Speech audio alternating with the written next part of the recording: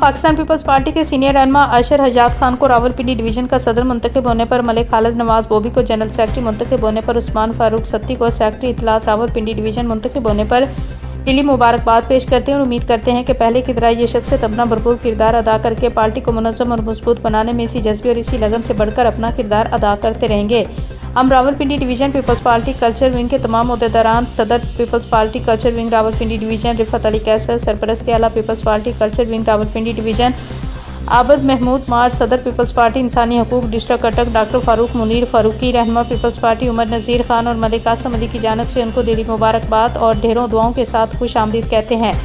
اس امید سے کہ ہم راولپنڈی ڈویژن میں پیپلز پارٹی پہلے کی طرح فعال ہوگی ہے، ہم اپنے chairman Pakistan Peoples Party Bilawal Bhutto Zardari کے بے حد مشکور و ممنون ہیں کہ انہوں نے ایک بہترین انتخاب کر کے اپنی اچھی ذہانت اور